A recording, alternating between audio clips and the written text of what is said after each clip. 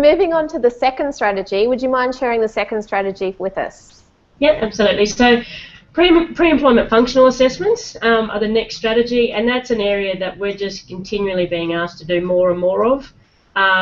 Typically, a lot of workplaces have done pre-employment medical assessments, which really screen someone for any underlying medical conditions. What they're finding, though, is people may have no underlying medical conditions, but physically not actually be able to perform the job. We had an example of one guy who was young, fit, very healthy, had no medical problems, but when we did a functional assessment, he actually he didn't have the cardiovascular fitness to do what's a 3-minute step test. He also couldn't lift 20 kilos, and he had to lift 28 as part of his job. So from a medical assessment, he would have been cleared, but from a physical assessment and a functional assessment, he couldn't actually physically perform the role. So it's a big legal issue at the moment. People have to do these really well. There's some people who are doing generic functional assessments, but to stand up legally, they really have to be specific to the role that the person's going for. So if someone has to lift 20 kilos as part of their job, and that's the heaviest they'll ever have to lift, you can't rule them out by saying they can't lift 25 kilos or 30 kilos. If someone can't squat for long periods, you have to actually be able to prove that that's part of the job, that they have to be able to squat for long periods. So that's where that original task analysis comes in, of knowing the jobs really well and then performing these assessments to make sure the people you're employing can actually do the job from the start, rather than having someone get injured on the second day of their job because they physically can't actually do the job. Yep. And accidents happen in, what you're really talking about is sort of out on site workplace assessments. Just to flip it over, is there, if someone's working behind a computer for 12 hours a day as part of their job, is there as much risk in those sort of occupations as there is in out-on-site occupations, and is it the same process? Yeah, absolutely. There's probably as much, if not more, risk sitting in an office. Our body actually prefers to move around and lift and carry and be a bit physical. We're certainly not designed to sit still, and these days with people doing more and more computer work, they really are sitting still for long periods of time. So again, we're just getting more and more call-outs to people who are having pain from sitting in an office. And I would think the stage with the office ergonomic stuff, it's really that preventative stuff again. So it's providing training and actually teaching people how to set their workstation up properly. We often get called into a workplace when someone's been there for 5 months and they just sat in the chair they had and sat with the computer at the height that it was, and suddenly they've got issues, and they might be 5 foot tall, and we find out the person before them was 6'2", sitting in the same workstation setup. So we do a lot of training in trying to teach people how to actually set that up for themselves and make sure that they know from day one how to set themselves up. And then if they have issues, we can go out and hopefully identify what issues they may have and try and fix it for them. Yep. So that's really good to know that it's not just for people that are out there on work sites. It's also for those of us that are in office, and it's just as important, if not, from what Angela was saying, even more important to make sure that these risk assessments and job descriptions and doing these pre-employment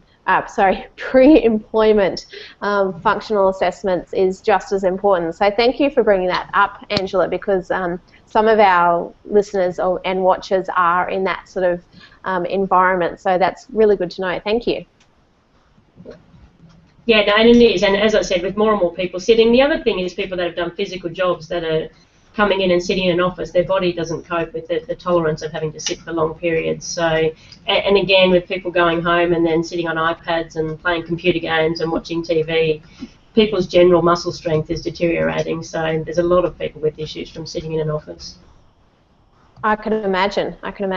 So moving on to the third strategy to prevent injuries in the workplace, what's your third tip for the viewers?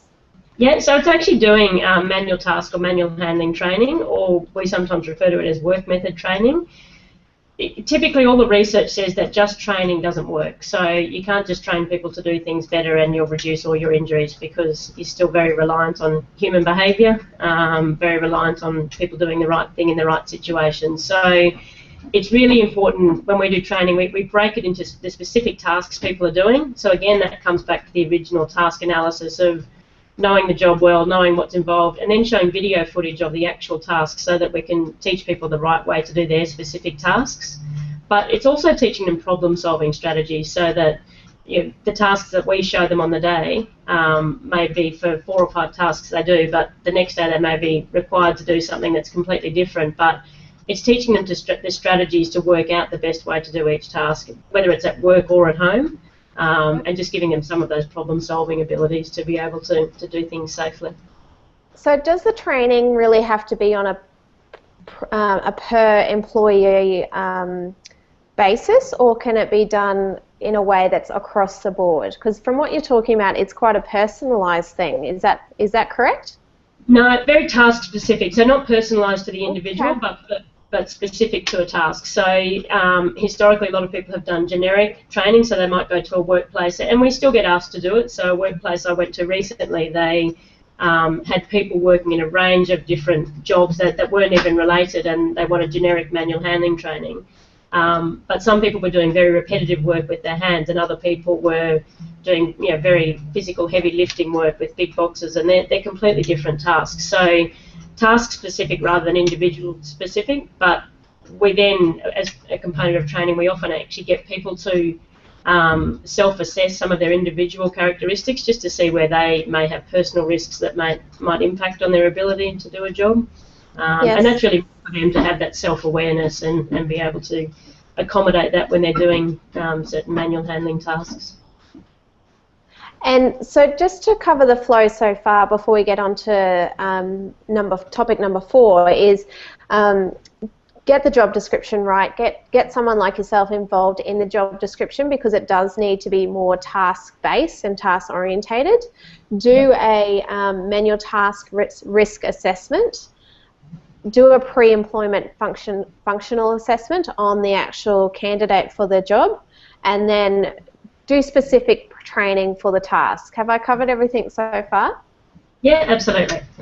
Yeah. So it does seem like I was on the wrong track before with it being more personalised. It's not personalised to the individual. It is more throughout the whole process. It's task specific. Is that correct?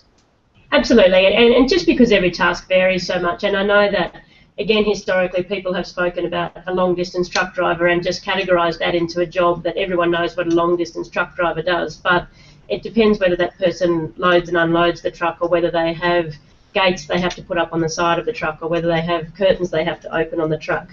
And it's very different. People may travel for 4 hours, people may travel for 8 hours, and it really does need to be broken down into exactly what that person has to do. And when it comes to the pre-employment functional assessments, again, that's really important about thinking specifically what that person has to do. And some organisations will do an assessment just for a long-distance truck driver, which obviously really varies from workplace to workplace. So, yeah. From your experience, just going back to the pre-employment functional assessment, do you recommend them to get, say, the last 3 viable candidates to do that assessment, or the person that they really want the job for and has already got the job? It does depend on the workplace. It probably depends on how many applicants they have for the job as well. We often do them as almost the last point of call, so people have passed all the other employment requirements, and then they're basically told. So often they're starting work even the next day or the day after. So when we do the assessments, we fax the paperwork through within half an hour or an hour. So it's really, they're sort of told, we'll go and do this assessment. If you meet the physical requirements of the job, then the position is yours. That's how some workplaces work. We don't decide who gets the job and who doesn't. We let the employer know what the risk is of that person. So it may be that someone, their cardiovascular fitness is below average, but an employer may be willing to accept that and say, well, they'll increase that on the job, and we'll be aware of it as they start work, that maybe they need to improve their fitness over the first couple of months. So it's really the employer still has control over the recruitment process.